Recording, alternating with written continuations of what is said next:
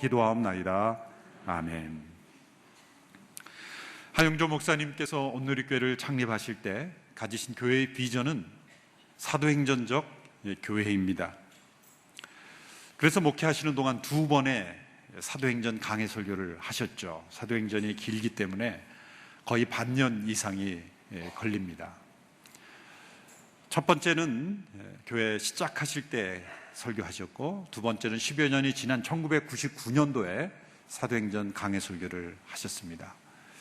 10여 년이 지난 시점에 다시 사도행전을 설교하신 이유는 교회가 창립 때의 그 비전으로 다시 돌아가야 한다라는 그런 의식 때문에 하셨던 것이죠. 저는 오늘부터 시작해서 이 사도행전의 온누리교회 3번째 사도행전 강해 설교를 우리 목사님들과 함께 시작하려고 합니다. 그것은 창립 때 가졌던 그 비전을 다시금 우리가 회복하고, 또 10월 4일 우리 창립 30주년을 맞이하는 기간에 이르렀을 때 우리 모두가 사도행전적 교회의 꿈을 다시금 우리의 마음속에 불일 듯 일어나게 하기를 원하는 그러한 마음 때문입니다. 액트 29 비전, 액트 29, 사도행전 29장을 함께 쓰자는 비전은 성경적입니다. 어떤 분은 사도행전 28장까지밖에 없는데 29장이라는 건 이단 아니냐, 그렇게 또 비난하는 분이 있는데, 성경을 바꾸려는 게 아니라 사도행전 28장의 마지막 부분에 보면 끝맺음이 조금 이상합니다.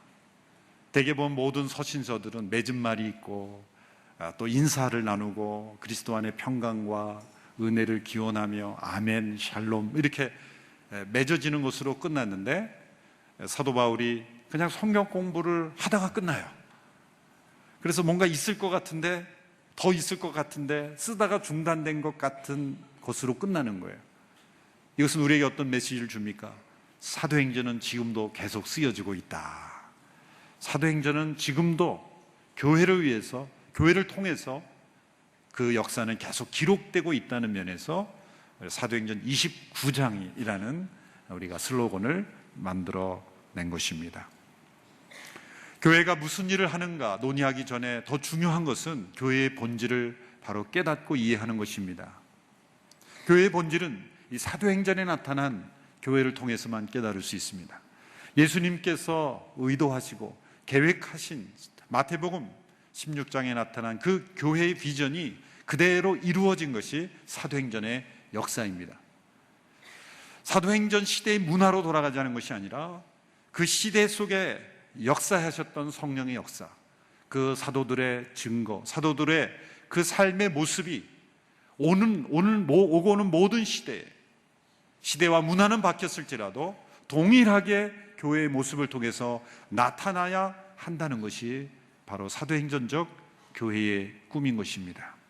우리가 이 사도행전을 함께 아마 내년 봄까지 계속 이 말씀을 나눌 텐데, 우리 모두가 사도행전적 교회의 모습으로 온전히 변화되어가는 축복이 있게 되기를 축원합니다. 교회란 사람들이 모여서 교회라는 이름을 만들어서 시작된 무엇인가를 해보려고 만든 조직이 아닙니다. 교회라고 하는 헬라어인 에클레시아, 그리스어도 후대에 붙여진 이름입니다. 그 당시에는 그냥 믿는 사람들이라고 불리어졌을 뿐입니다. 믿는 사람들, 혹은 제자라고 부르기도 하고 사도라 부르기도 하고 형제라고 부르기도 하고 또한 구원받은 사람들이라고 부르기도 합니다. 스스로를 어떻게 불러야 될지도 규정되지 않았던 그런 시대였다는 것이죠. 그리스도인이라고 하는 단어도 안디옥에 이르러서, 사도행전 11장에 이르러서 안디옥에 있는 믿는 사람들이 주변 사람들로부터 받았던 평가여 별명과 같은 것입니다. 예루살렘에서는 또 그렇게 사용되지 않았어요. 신약 전체에서 3번밖에 나타나지 않죠. 우리가 함께 우리를 그리스도인이라 부르자, 그리고 시작한 공동체가 아니라는 거죠. 사람들이 그렇게 불렀을 뿐입니다. 오히려 그 시대에 더 많이 불려졌던 것은 역사가들에 의하면 주 한 200년대까지는 유대인들은 믿는 사람들을 가리켜 나사렛 도당이다, 그렇게 불렀습니다. 나사렛 도당이다, 그런 별명으로 불려졌던, 나사렛 예수 그리스도를 통해 함께 무리를 이은 그 사람들이라는 뜻으로 나사렛 도당이다라는 표현이 더 많이 쓰졌습니다. 그것도 사람들이 그들을 그렇게 불렀을 뿐입니다. 또 사도행전에 보면은 그 도를 쫓는 사람들이다, 그 도를 따르는 사람들이다. 사울은 그 도를 따르는 사람들을 남녀노소 불구하고 예루살렘으로 잡아가는 일에 헌신했던 사람이었죠. 기독교라는 말 자체도 등장하지 않았던 시대입니다. 기독교라는 단어 자체도 주후 150년경에 이 폴리캅의 순교사화라는 책에 처음 기독교라는 단어가 등장할 뿐이지, 이 사도행전이 나타난 그 시대에는 기독교라는 단어 자체가 쓰이지 않았던 그런 시대였습니다. 그러니까 우리가 익숙한 교회, 기독교, 그리스도인, 이런 단어 자체 존재하지 않았던 시대가 바로 사도행전적 교회의 모습입니다. 그들이 그렇게 부르지도 않았고 불러달라고 요청하지도 않았고 그들은 어떤 조직체를 만들지도 않았습니다. 정해진 틀이나 제도도 명확하지 않았던 그런 시대. 사도행전적 교회는 어떤 조직체라기보다는 유기체요, 더 정확하게 말하자면 유동체다. 리퀴드, 용액 같은, 리퀴드 같은, 물과 같은, 정형화되지 않는, 그저 흘러가는 어떤 운동이었고 영향력이었습니다.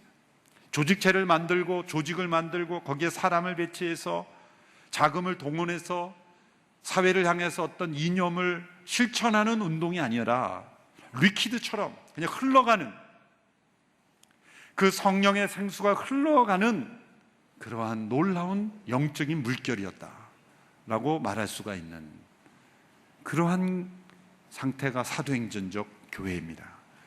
그러므로 우리가 사도행전적 교회로 돌아간다는 것은 우리가 지금 교회라는 이름으로, 기독교라는 이름으로 제도화되고 정형화되고 또 우리가 익숙했던 모든 교회의 문화, 직분을 포함해서 모든 것들은 예수님이라는 한 분을 빼놓고는 모두가 다 변화될 수 있는 유동적인 것이다 라는 결정과 결단을 할 때 우리는 사도행전적 교회의 본질을 회복할 수 있는 것입니다.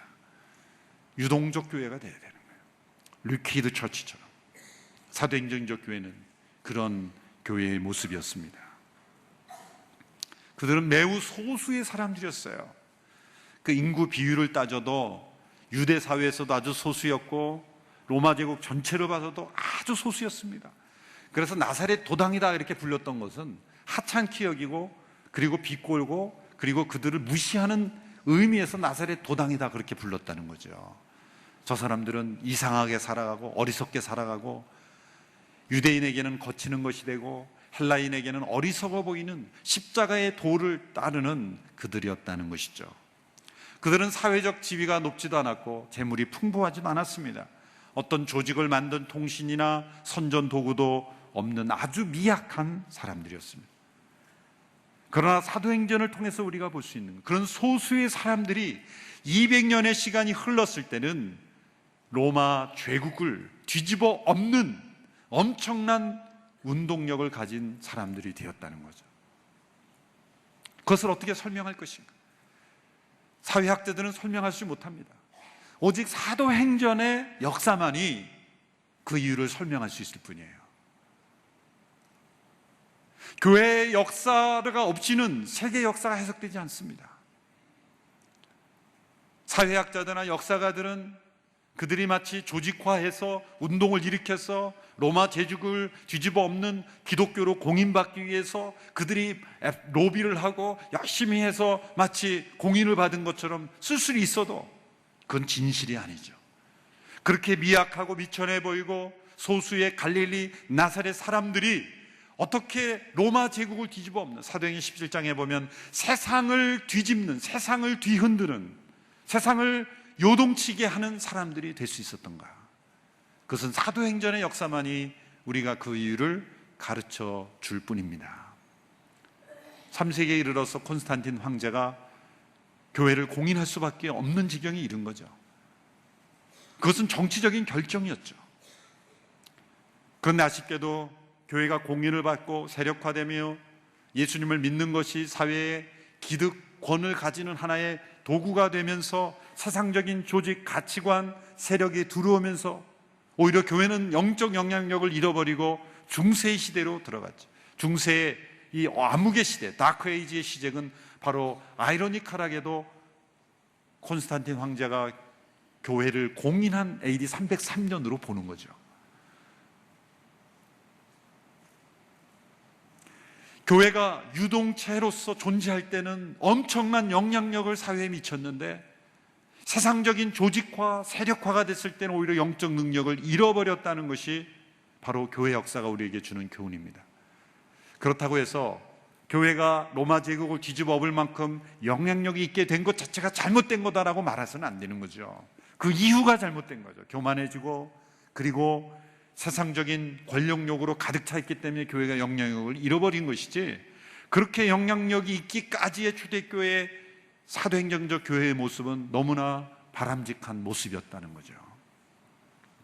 오늘 우리는 이 사도행전을 살펴보면서 어떻게 그 소수의 사람들이 그 한 시대를 변화시키는 사람들이 될 수 있었는가, 그 이유를 함께 살펴보고, 오늘 이 시대에 온누리교회가 사도행전적 교회가 된다면, 한국교회가 사도행전적 교회로 되돌아간다면 한국 사회는 분명히 변화될 것이고 변혁될 것이고 세계 역사의 중요한 터닝포인트를 만드는 그러한 영향력이 될 줄로 믿습니다.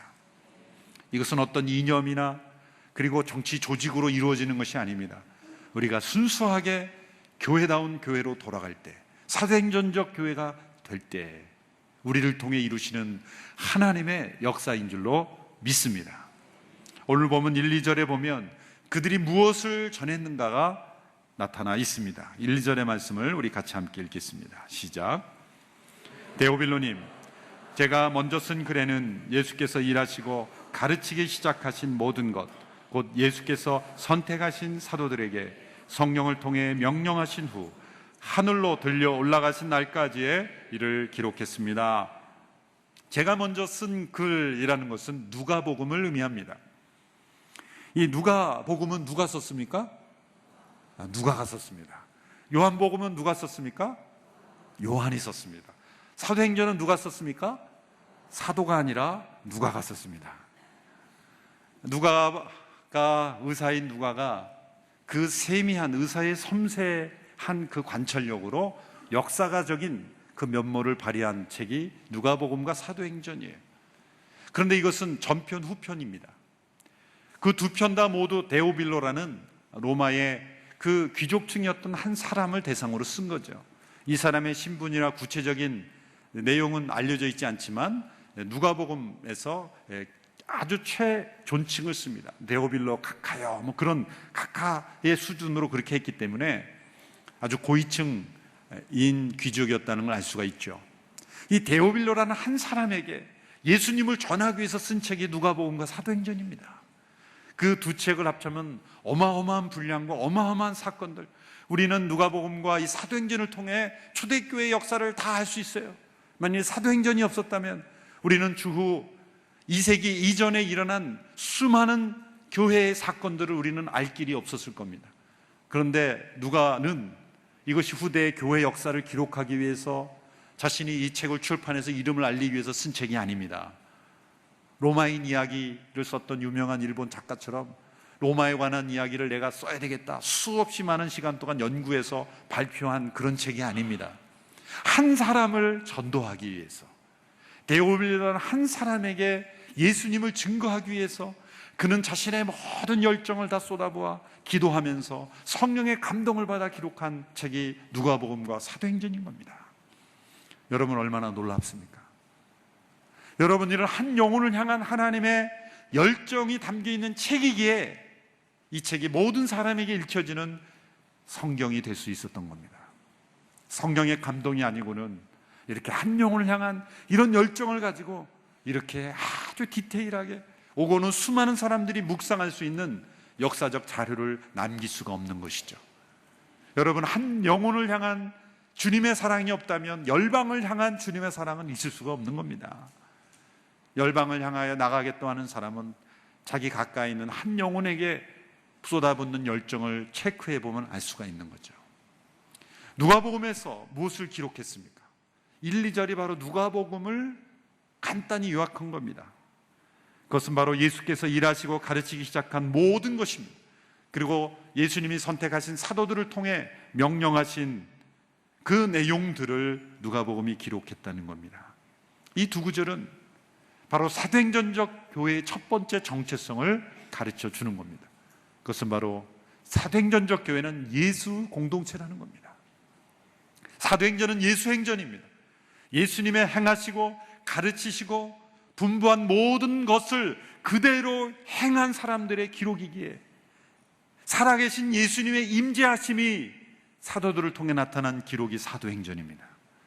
여러분, 기독교는 종교가 아닙니다. Christianity is not religion, but relationship 이라는 단어가 있어요. 기독교는 종교가 아니라 관계다. 누구와의 관계입니까? 예수님과의 관계입니다. 여러분, 어떤 종교가 그 종교의 창시자가 살아있다고 말합니까? 부처가 살아있다고 말했습니까? 아니죠. 죽으셨습니다. 부처는 돌아갔어요. 공자님도 죽었어요. 살아있는 공자를 섬기는 게 유교가 아니죠.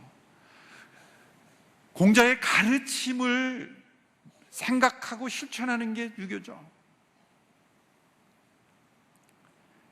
그러나 우리는 돌아가신 예수님의 가르침을 이어받는 사람들이 아닙니다. 예수님은 죽음 가운데 살아나셔서 지금도 우리와 함께 하시는 분이십니다. 이것이 근본적인 차이점이에요. 모든 훌륭한 위인들은 죽음으로써 그 인생이 점점 소멸됩니다. 살아있을 때는 영향력이 있었지만 죽고 난 이후에는 그 영향력이 점점 감소되죠.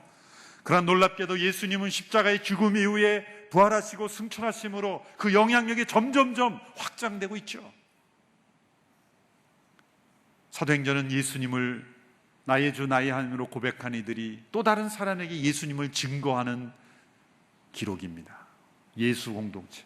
사도행전적 교회는 언제나 모든 영광이 예수님께 올려드리고, 그리고 예수님이 삶의 중심이 되고 주인이 되고 예수님의 주님 되심을 인정하며 순종하며 살아가는 공동체입니다. 사도행전은 돌아가신 분의 이야기가 아니라 부활하셔서 승천하셔서 지금도 살아계신 예수님의 기록입니다. 우리 온누리교회는 언제나 예수 그리스도 그분만이 존귀히 나타나는 교회가 되기를 축원합니다. 단지 예배 때만 불려지고 그리고 우리의 언어에만 회자되는 그러한 예수님이 아니라 삶의 주인이 되시고 경배의 대상이 되시고 우리의 전파에 우리의 삶의 이유와 목적이 되시는 예수님이 되어야 합니다. 어느 교회를 보면은 예배 드릴 때는 예수 우리 왕이여 은혜롭게 찬양하다가 예배 끝나고 회의만 되면은 예수님 같이 나가시라 그래요. 나도 좀 여기 너희가 왕이라 그래서 여기 있어야 되지 않냐. 예수님 회의에 들어오실 필요가 없습니다. 저희끼리 좀 하겠습니다. 예수님 좀 나가 계세요. 예수님이 보이지 않아요. 대화 속에 예수님이 보이지 않아요. 왜냐하면 그 마음 속에 예수님이 살아계시지 않기 때문이죠. 예수님이 예배 때 찬송에만 살아있는 교회가 아니라 예수님 우리의 삶 속에, 모임 속에, 대화 중에, 회의 속에, 우리의 논의 속에, 우리의 존재 속에 예수님이 살아계시는 교회, 그것이 사도행전적 교회인 것입니다. 예수님께서 3절에 보면 고난당하신 후에 자신의 살아계심을 여러 가지 확실한 증거로 보여주셨다고 말하고 있죠. 같이 함께 3절 읽겠습니다. 시작. 예수께서 고난당하신 이후에 자신이 살아계심을 여러 가지 확실한 증거로 사도들에게 직접 보여주셨고 40일 동안 그들에게 나타나 하나님 나라에 대한 일을 말씀하셨습니다. 부활하신 예수님께서 집중적으로 나타나신 대상은 제자들이죠. 예전에 제가 부활절 설교회 때도 좀 말씀드렸습니다만 부활절 기사를 읽을 때마다 아쉬웠던 점은 왜 예수님께서 빌라도에게는 나타나셨다는 기록이 없을까? 로마 분병들에게 나타난 기록이 없을까? 빌라도 앞에 나타나셨다면 얼마나 빌라도가 놀랐을까? 군병들이 얼마나 놀랐을까? 제 마음속에 좀 복수심이 불타올랐던 것 같아요.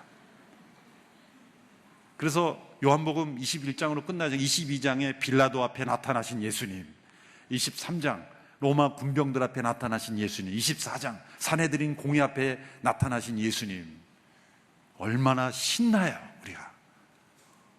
어느 날 빌라도가 출근했는데 책상에 예수님 먼저 앉아 계시는 거예요.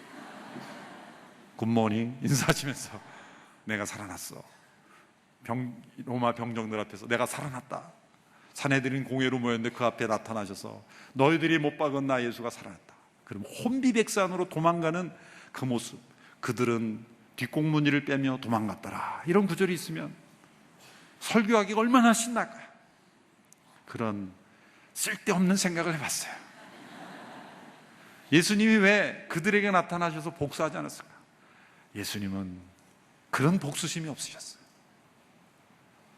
그는 우리 인간의 한량한 복수심이고 그 부활의 영광을 복수하는 데 쓰지 않으시고 그들이 복수한다고 믿을까요? 아니죠. 그랬으면 벌써 믿었죠. 실패한 제자들, 연약한 제자들, 죽음이 두려워 도망갔던 제자들을 다시 회복시키셔서 부활의 증인이 되게 하시는데 그 부활의 영광을 온전히 사용하신 거예요. 40일이라는 시간이 걸렸다는 것은 왜 그럴까요? 제자들이 받아들이지 못했기 때문이에요. 다 모여서 예수님이 한 번 나타나셨을 때 그들이 부활의 증인이 되기로 결정하고 의심 없이 예수님의 영광을 높여드렸다면 40일이 필요 없어요. 어떤 사람은 개인적으로 만나 주셔야 되고 길을 가면서 만나야 되고 한 번 만나서 안 되고 3번씩이나 만나야 그때야 비로소 믿었던 제자들, 이렇게 부활이 너무나 놀랍고 너무나 상상할 수 없는 그런 충격적인 사건이기 때문에 40일이라는 시간이 필요했던 거예요. 그동안 예수님은 살아계심을 나타내 보여주시고 하나님 나라의 일을 가르쳐 주셨습니다. 그런데 거기 그치지 않고 부활하신 예수님은 승천하셨습니다. 오늘 보면 9절의 말씀을 보십시오. 9절 시작. 예수께서 이 말씀을 하신 뒤 그들의 눈앞에서 들려 올라가셨습니다. 그리고 예수의 모습이 이내 구름 속으로 사라져 보이지 않게 되었습니다. 많은 사람들은 예수님의 승천의 역사성을 부인합니다. 부활도 믿지 않으니 승천이야 말할 것도 없겠죠. 하늘로 올라갔다는 것을 문자적으로 받아들이지 않고 상징적으로 해석해서는 안 됩니다. 과학적인 사고는 반복되어 나타나지 않는 것은 받아들이지 않습니다. 그러나 반복되지 않는 기적이 이 세상에 얼마나 많은지 모릅니다. 꼭 선례가 있어야 나타날 수 있는 건 아닙니다. 그런데 승천은 선례가 있어요. 창세기 5장에 보면 에녹이 하나님과 동행하다가 하나님이 데려가셨다 기록이 있습니다. 구약의 엘리야가 하나님의 부르심을 받아 승천했다는 기록이 있습니다. 신약의 모든 저자들은 예수님의 승천을 너무나 당연한 것으로, 그리고 목격자가 있다는 것을 기록하고 있습니다. 그들의 눈앞에서 저들이 보는 데서 5번이나 이렇게 공개적인 증거자가 있다는 것을 우리에게 말씀해 주고 있습니다. 승천하심으로 이 땅에서의 예수님의 사역이 종결되었음을 공개적으로 알려주는 거죠. 그런데 예수님께서 승천하시기 전에 제자들에게 아주 중요한 말씀을 주십니다. 그것은 예루살렘을 떠나지 말고 약속하신 선물을 기다리라는 것입니다. 4절에 5절의 말씀을 우리 같이 읽겠습니다. 시작. 그들과 함께 모였을 때 예수께서 이렇게 명령하셨습니다. 예루살렘을 떠나지 말고 너희가 내게 들은 대로 내 아버지가 약속하신 선물을 기다리라.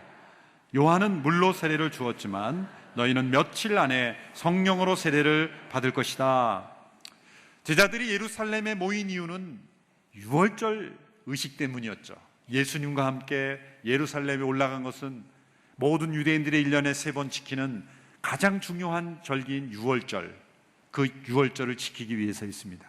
놀랍게도 예수님은 예루살렘에 들어가서 잡히시고 고난당하시고 채찍에 맞으시고 십자가에 못 박히시는 과정이 마치 이사야에서 메시아가 고난받고 도살장에 끌려가는 어린 양같이 하나님의 어린 양으로 고난받고 죽임당하는 유월절 어린 양이 되었다는 것이죠.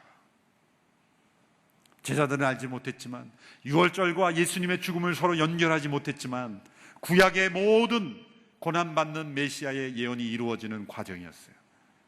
예수님이 죽으시고 안식 후 첫날 부활하셨을 때 그들은 부활하신 예수님을 만나는 여정 동안 어쩌면 정신이 없었을 겁니다. 혼동스러워서 예루살렘을 떠날 수가 없었다는 거예요. 40일 동안 예수님이 반복해서 여러 차례 나타나심으로써 제자들은 집에 돌아가지도 못하며 예수님과의 만남을 기대하며 또한 놀라면서 40일을 지냈습니다. 40일이 찼을 때 예수님은 승천하시면서 너희는 예루살렘을 떠나지 말고 기다리라. 며칠이 못 돼요. 성령으로 너희가 세례를 받으리라. 며칠이 못 돼요. 며칠 기다렸습니까? 10일, 열흘이 더 걸렸어요. 이제 사도행전 2장에 보면 오순절에 성령이 임하시죠. 6월절이 지난 후 50일째 되는 날이 오순절인데, 대개는 다 집으로 돌아갔다가 또 오순절날 오긴 하는데 이들은 집에 돌아가지 못하고 40일이 있었던 거예요. 그런데 너희는 기다리라. 왜? 약속하신 성령께서 임하시기 때문입니다. 여러분, 성령님은 구약에도 역사하셨어요. 창조 때부터 성령님은 역사하셨어요. 그런데 성령님이 본격적으로 임하시고 역사의 중요한 분기점을 구분짓는 것은 마치 예수님께서 삼위일체 하나님으로 창조 때부터 온전히 영원히 계신 분이시지만 육신이 되심으로 세상에 오신 것처럼 성령 하나님도 삼위일체 하나님으로 영원전부터 계신 분이시지만 이 역사 속에 예수님을 증거하는 사역으로서, 본격적인 사역으로서 이 세상에 임재하시는 때가 왔다는 거예요.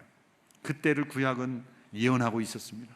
성령이 부어지는 사건, 젊은이가 환상을 보고, 그리고 성도들이 변화되고 성령이 충만해서 하나님의 사역에 쓰임을 받는, 하나님의 나라를 증거하는 그런 날이 올 것임을 예언했죠. 바로 그 예언이 이루어지는, 그 약속이 이루어지는 때가 며칠이 되지 않아 올 것이다. 그러므로 너희는 기다리라. 너희가 요한으로 물 세례를 받았지만 이제 성령으로 세례를 받을 것이다.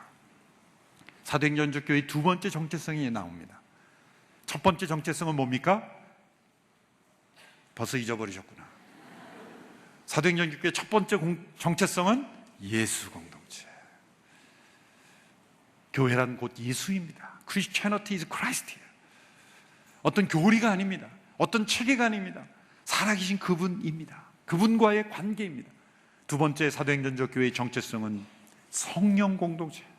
성령으로 세례받은 사람들, 그것이 바로 사도행전적 교회입니다.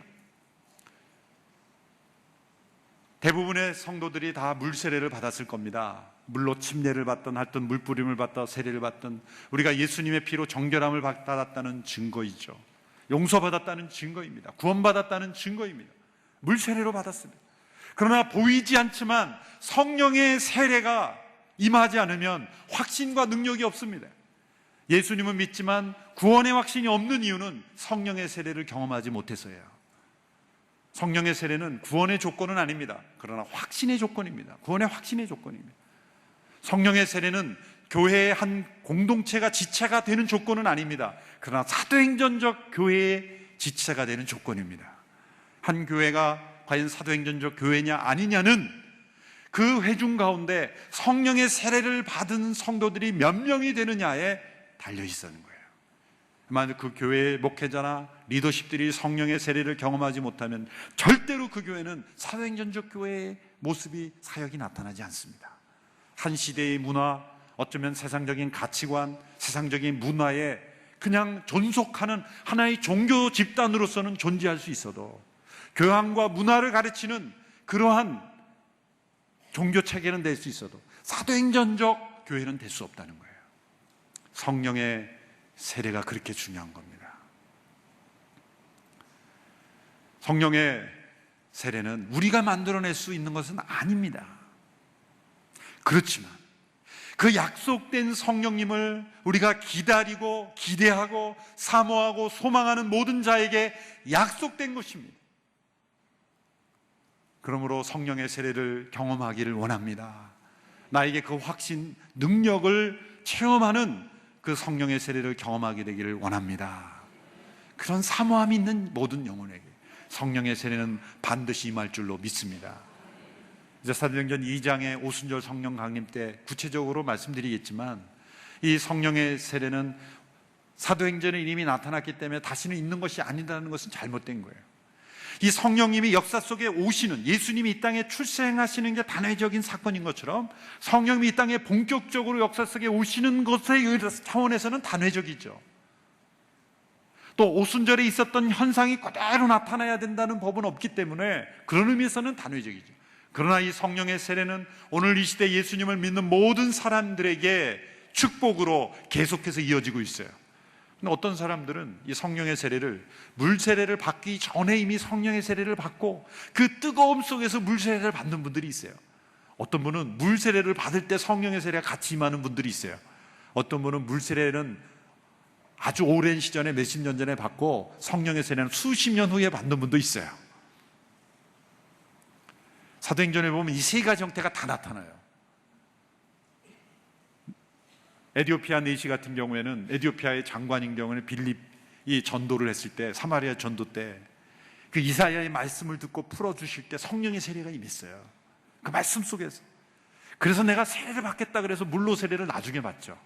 그러니까 이 경우에는 성령의 세례가 먼저 임한 거예요. 그래서 스스로 세례를 받는 거예요. 물 세례를 받는 거예요. 뜨거움 속에. 그런데 어떤 경우에는 형식적으로 예수님을 믿고 지식적으로 고백함으로 예수님 믿었지만, 물 세례를 받았지만 그 확신과 능력으로 임하는 성령의 세례를 받지 못하고 10년, 20년 오랜 시간이 거쳐서 그 성령의 세례를 경험하는 경우도 있어요. 시점이 다르기 때문에 어떤 사람은 막 주장해요. 자기가 체험하지 못하면 없다고 주장을 해요. 아닙니다. 받았다고 주장하는 사람이 많으면 내가 없어도 받은 거 있는 거예요. 그게 겸손이죠. 신학자들 가운데도 성령의 세례를 경험하지 못한 사람 무조건 없다고 논리적으로 해서 그건 없는 거다, 예수님 믿을 때 이미 받은 거다, 자기가 안 받았다고 그렇게 주장하면 안 돼요. 그런 체험이 있다고 하면 있다고 받아들여야죠. 그게 겸손이죠. 그때가 언제든지 상관없이 성령의 세례 없이는 사도행전적 교회는 태어나지 않습니다. 오늘의 교회가 사도행전적 교회가 된다는 것은 오늘의 교회 모든 성도들이 성령의 세례를 받은, 그래서 언제 죽어도 천국 갈 수 있을 뿐만 아니라 내 목에 칼이 들어와도 예수님을 부인하지 않을 수 있는, 모두가 순교할 수 있는 그런 성령의 세례 받은 사람들이 될 때 사도행전 교회라 이렇게 말할 수가 있습니다. 성령 공동체로 오늘의 교회 모든 성도들이 성령 충만을 경험하는 우리 모두가 되기를 축원합니다. 이렇게 성령의 세례를 받을 것이라고 하시는 예수님 말씀에 제자들이 질문을 합니다. 이 질문이 어떻게 보면 동문서답 같은 질문입니다. 그들은 이스라엘의 회복에 대한 질문을 하죠. 엉뚱한 질문 같지만 근거 없는 질문은 아닙니다. 왜냐하면 유대인들은 구약에서 성령이 부어주시는 사건을 요엘서 예언에 보면 종말의 사건으로 생각하고, 그들은 종말의 때에 이스라엘의 회복이 있을 것을 믿었기 때문이에요. 이 세 가지가 연결되어서 이런 질문이 나오는 거죠. 6절에 그들이 이렇게 질문합니다. 6절 말씀 같이 읽습니다. 시작. 그래서 그들은 다 같이 모여 있을 때 예수께 물었습니다. 주여, 주께서 이스라엘에게 나라를 회복시켜 주시는 것이 지금입니까? 그래서 이 종교개혁자 존 칼빈은 이들의 질문을 단어 하나하나가 다 잘못된 것이라고 지적합니다. 근거는 있지만 그러나 잘못된 질문이다. 예수님이 지금 말씀하신 것과는 이 포인트가 다 잘못되어 있는 거예요. 명사, 동사, 부사 다 하나님 나라를 혼동해서 나온 것이다 지적합니다. 첫 번째, 이들이 회복하다라는 동사를 보면 정치적이고 영토적인 나라를 기대하고 있음을 알려주고 있어요. 예수님께서 이 하나님 나라에 대해 설명하니까 이제 우리가 기대하고 꿈꾸었던 그 나라가, 정치적인 나라가 임하는구나, 로마의 압제로부터 벗어나게 할 나라가 임하는구나, 그렇게 생각했다는 거예요. 그게 아니라 성령이 임하심으로 임할 하나님의 통치가 임하는 영적인 나라예요. 로마 제국을 싸워 이기는 신흥 제국이 아니라 로마를 영적으로 뒤집어 엎는 영적인 하나님의 나라라는 거죠. 또 이들이 이때입니까? 라고 질문한 것은 하나님 나라가 당장 임할 것으로 그들은 기대했다는 거예요. 예수님은 그들을 다 이르십니다. 그때는 아버지께서 정하시는 것이니 너희의 알 바가 아니다, 다 일러주시죠. 또 이들이 사용한 이스라엘이라는 단어에 보면 사도들은 여전히 편협한 민족주의적인 열망에 빠져 있다는 걸 알 수가 있습니다. 이스라엘 국가만을 회복시켜 주는 것으로 이스라엘의 회복을 생각했다는 거예요. 예수님은 그들의 시야를 넓혀줍니다. 하나님 나라의 구성원은 이스라엘 민족만이 아니라 전 세계 사람들이라는 것을 가르쳐 주십니다. 레슬리 뉴비긴이라는 선교학자는 이 사도들의 질문이 바로 모든 교회들이 늘 쉽게 빠지는 유혹이다라고 지적합니다. 그래서 하나님의 나라가 당장 빨리 임하여 역사가 끝나기를 바라는 거예요. 전도하고 선교하는데 지쳐져 그럴 수도 있습니다. 또 이 땅에 일어나는 지진들, 재난들을, 이 일어나는 악들을 보면서 하나님 왜 종말이 빨리 와서 끝내시지? 너무 피곤한 거예요. 그렇게 조급해하는 사람들이 쉽게 이단 사이비에 빠지는 거예요. 거짓 그리스도에 빠지는 거예요. 이 유혹에 빠지기 때문에 제자들이 예수님이 보이지 않는 겁니다. 십자가가 보이지 않는 것입니다. 그래서 거짓 그리스도에게 많이 미혹되는 거예요. 우리나라에도 얼마나 많은 이단 사이비들이 많습니다. 요즘 최근에 어떤 이단 사이비는 해외에 이제 한국 전쟁이 일어나니까 빨리 도피처를 마련한다 해서 집단 이주까지 했다 그러죠. 왜 그렇게 빠집니까? 다 조급함 때문에 그래요.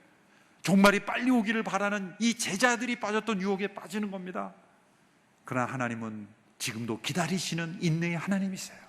모든 민족이 복음을 듣고 돌아오기까지 기다리시는 하나님의 인내를 우리 교회도 동일하게 인내를 가지고 있어야 된다는 거예요. 그리고 끝까지 모든 민족이 복음이 전해지기까지 그렇게 복음 전도와 선교에 열정을 다해 있어야 된다라는 것을 우리에게 예수님이 가르쳐 주시는 겁니다. 그러면서 우리가 너무나 중요하게 여겨야 될 귀한 말씀을 8절에서 주십니다. 같이 읽겠습니다. 시작. 그러나 성령께서 너희에게 오시면 너희가 권능을 받고 예루살렘과 온 유대와 사마리아와 땅끝까지 이르러 내 증인이 될 것이다. 이 말씀을 통해서 사도행전적 교회의 세 번째 정체성을 가르쳐 주셨습니다. 그것은 증인 공동체입니다. 사도행전은 증인 행전입니다. 자, 첫 번째 사도행전 교회의 정체성은 뭡니까? 예수 공동체. 두 번째는 성령 공동체. 세 번째는 증인 공동체. 사도행전은 예수 행전이요, 사도행전은 성령 행전이요, 사도행전은 증인들의 행전입니다. 여러분, 증인이란 무엇입니까? 증인이란 사실을 사실대로 말하는 사람이 증인이에요. 이것이 사실이다, 팩트가 무엇인지를 말하는 사람이 증인이에요. 그리고 그 사실을 증언하기 위해서 때로는 어떤 희생도 감당할 줄 아는 사람이 진정한 증인이죠. 법정에서 사실을 말하는 증언의 위력이 얼마나 큽니까? 그래서 때로는 그 증인이 법정에 나오지 않기 위하여 온갖 술수와 음모도 자행되는 것이 현실 아닙니까? 놀라운 것은 증인으로 나온 사람이 사실을 사실대로 말하지 않고 왜곡된 사실을 말함으로써 판단이 흐려지는 경우도 얼마나 많습니까? 사도행전적 교회는 사실을 사실이라고 말하는 증인들의 공동체입니다. 여러분, 우리는 예수님이 사실임을 고백합니다. 예수님 신약에 나타나는 모든 예수님에 관한 이야기가 사실임을 증언하는 거예요. 이것이 사실임을 증언할 때 나타나는 모든 희생과 그리고 고난도 기꺼이 감당할 수 있는 것은 사실의 힘입니다. 진실이 살아있기 때문에, 사실은 바꿀 수 없기 때문에. 역사 속에 나타난 예수님의 모든 사건은 사실이라는 것을 증언하는, 거기에서 사도행전적 교회의 능력이 나타나는 거예요. 우리가 전하는 것은 우리의 생각이나 우리의 이념이나 또 우리가 만든 어떤 조직의 이념을 전하면 우리는 쉽게 무너지는 거예요. 아무리 선한 뜻, 아무리 가치 있는 가치를 붙잡아도 시간이 흘러가면서 쇠퇴하는 것이 사람의 운동이에요. 그런데 왜 교회의 운동력은 끊이지 않습니까? 사실을 증거하기 때문에. 살아있는 사실인 곧 예수 그리스도를 증언하는 공동체이기 때문에 예수님 다시 오실 그때까지 이 증인들의 고백은 끊이지 않고 이어질 줄로 믿습니다. 불에 던지겠다고 하면서 예수님이 그리스도가 아니라고 고백하면 살려주겠다고 해도 내가 불에 타 죽을지언정 예수님이 그리스도라는 사실을 부인할 수 없었던 사람이 초대교회의 성도들이었어요. 그 능력은 어디서 나왔습니까? 여러분, 똑같은 사실을 알고 있는 사람도 자신의 생명을 위협하면 한 사람은 변절하고 한 사람은 목숨을 내걸고 지킵니다. 그 능력은 어디서 날까요? 용기에서 나오죠. 그 용기는 어디서 나올까요? 성령의 세례를 받은 사람이 나오는 거예요. 초대교회에도 배교자들이 많았습니다. 이단도 많았습니다. 왜 그들이 배교를 했을까요? 왜 그들이 이단에 넘어갔을까요? 성령의 세례를 받지 못했기 때문이에요. 성령의 세례를 받은 사람은 결코 배교할 수 없고 결코 변절될 수 없다는 거예요. 그래서 성령으로 세례를 받으면, 오직 너희가 성령에 임하시면 너희가 권능을 받고, 그 권능은 뭐예요? 사실을 사실대로 증언할 수 있는 담대한 용기인 것입니다. 그 능력이 없으면 우리는 증인의 삶을 살 수가 없습니다. 모든 온누리교회 성도 여러분, 성령의 권능을 받고 우리가 증인의 삶을 포기하지 않는, 어떠한 희생이 있더라도 이 증거를 끊이지 않는 우리 모두가 되기를 축원합니다. 사도행전적 교회의 증거는 온 세계를 향해 나아갑니다. 예루살렘에서 시작된 증거가 온 유대와 사마리아와 땅끝까지 나아갑니다. 지구가 평평하다 또 믿었던 시대는 땅끝이 실감이 나요. 땅에 끝이 있다고 생각한 거예요. 그런데 지구가 둥글다는 것이 밝혀진 다음에는 이 땅끝이라는 해석이 묘연해졌어요. 사람마다 이 땅끝을 다 자기 생각대로 갖다 붙입니다. 땅끝은 이 민족이다, 저 민족이다. 그런데 지구가 둥글기 때문에 땅끝이 어딘가가 규명되잖아요. 예수님은 지구가 둥글다는 걸 아셨기 때문에 땅끝이라 그러신 거예요. 사마리아까지만 말씀하셨기에 다행이지, 만일 사마리아를 넘어서 어느 지역으로, 유럽으로 가든지 아시아로 가든지 아프리카 쪽으로 가든지 지역 이름이 하나만 더 나왔으면요, 나머지 지역은 다 소외될 거예요. 아마. 사마리아까지 말씀하시고 그 다음엔 다 땅끝이에요. 그것은 복음이 듣지 못한 모든 지역이 다 땅끝이라는 거예요. 이웃집이 될 수도 있고, 저 지구상의 아마존의 산림이 될 수도 있고, 사할 수도 있고, 지구상 복음을 듣지 못한 모든 곳이 다 땅끝이라는 거예요. 땅끝까지 우리는 증인이 되어야 하는 것입니다. 사도행전적 교회, 사도행전적 교회는 우리 집만 바라보는 성도가 아니라 언제나 땅끝을 바라보는 교회가 바로 사도행전적 교회예요. 사도행전적 교회는 땅끝 교회입니다. 땅끝 교회, 땅끝을 바라보는 교회, 땅끝을 향하여 증언하는 교회가 바로 사도행전적 교회입니다. 예수님이 부활 승천하시는 때 하늘을 바라보고 있는 그들에게 천사들이 그들을 일깨워줍니다. 11절의 말씀 같이 읽습니다. 시작. 갈릴리 사람들아, 왜 여기 서서 하늘만 쳐다보고 있느냐? 너희 곁을 떠나 하늘로 올라가신 이 예수는 하늘로 올라가시는 것을 너희가 본 그대로 다시 오실 것이다. 예수님은 승천하셨지만 그들이 본 그대로 다시 오실 것입니다. 예수님의 이야기는 끝나지 않았어요. 예수님의 이야기는 끝나지 않았습니다. 우리가 예수 공동체가 된 것은, 지금까지 교회가 살아있는 것은 예수님은 죽은 자의 이야기가 아니기 때문에 살아있는 분의 이야기고 아직도 끝나지 않은 이야기입니다. 예수님은 다시 오실 것입니다. 예수님은 다시 오실. 그런데 한 번에 오셔서 좀 끝내시지 왜 이렇게 두 번에 걸쳐서 오시나, 그런 생각할 수 있죠. 그건 놀라운 하나님의 은혜입니다. 예수님이 이 세상에 한 번에 오셔서 역사를 끝내셨다면 얼마나 많은 사람들이 구원받지 못하고 심판에 이를까요? 그러나 한 번 오셔서 하나님 나라를 증거하시고 십자가를 구원하시고 우리에게 증언을 맡겨두시고 다시 오실 때까지 기다림으로써 모든 민족이 구원받기까지 기다리시는 하나님의 인내의 기간이요, 구원받을 만한 은혜의 기간을 우리에게 허락하신 거예요. 이 기간 속에 우리가 살고 있는 거예요. 놀랍게도 사도행전을 시대를 살았던 성도들과 오늘 이 시대를 사는 우리 시대의 시대는 같은 시대라는 거예요. 다른 시대가 아닙니다. 2000년의 시대가 지났어도 지금은 같은 시대예요. 같은 시대예요. 예수님의 승천과 재림 사이를 살고 있는 동시대의 사람들입니다. 동시대 사람들이에요. 그래서 데살로니가에서 왜 예수님의 재림이 더디냐, 오신다 그랬는데 왜 안 오시냐라고 한 사람에게 사도 바울이 이렇게 권면했죠.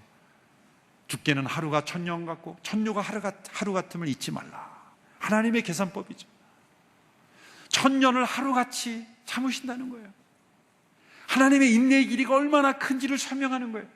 우리는 수천 년이 지나서 이제 수많은 사람들이 죽었고 이제는 안 오시나 보다 생각하지만 하나님은 천년이라는 기간을 하루같이 참으시는 거예요. 하나님의 인내가 얼마나 깊은지를 설명하는 거예요. 그러니까 예수님 승천하신 지금 며칠이 지난 거예요? 며칠이 지났어요? 수만 일이 아니라 이틀. 그러니까 하나님께서 에이, 하루만 더 참자. 그럼 우리에게는 어떻게 되는 거예요? 천년이라는 시간이 또 주어지는 거예요. 하나님께서 지금 이틀 참으셨어요, 이틀. 그런데 우리에게는 그 하루가 천년같이 여겨지면서, 하루하루를 천년 같은 시간으로 여기면서 우리는 증인의 삶을 살아야 될 줄로 믿습니다. 예수님이 이 땅에 처음 오실 때는 소수의 사람만 아시게 오셨지만, 다시 오실 때는 모든 사람들이 알 수 있게 오십니다. 처음 오실 때는 비천한 모습으로 구유에 오셨지만, 다시 오실 때는 구름 타고 영광 중에 오실 것입니다. 처음 오셨을 때는 너무나 연약한 모습으로 오셔서, 다시 오실 때는 능력 있는 모습으로 만왕의 왕으로 오실 거예요. 처음 오셨을 때는 BC와 AD로 역사가 나누어졌지만, 다시 오실 때는 역사의 The End, 끝이 올 겁니다. 더 이상의 기회는 없어요. 교회의 사명은 그때까지입니다. 주님 다시 오실 그때까지 예수 공동체로, 성령 공동체로, 증인 공동체로 주님 앞에 온전히 쓰임받는 사도행전적 교회가 되기를 주님의 이름으로 축원합니다. 기도하겠습니다. 하나님 아버지, 저희를 불러주셔서 예수 그리스도를 주로 고백하는 예수 공동체 삼아주신 것 감사합니다. 성령의 세례를 베풀어 주시는 성령 공동체 되게 하신 것 감사합니다. 예수님에 관한 모든 이야기가 사실임을 증거하는 증인 공동체로 불러주셔서 감사합니다. 우리 모두가 이 사명 온전히 감당할 수 있는 사도행전적 교회가 되게 하여 주옵소서. 예수님의 이름으로 기도합나이다. 아멘. 영상을 함께 보신 이후에 함께 비전 헌금에 참여하겠습니다.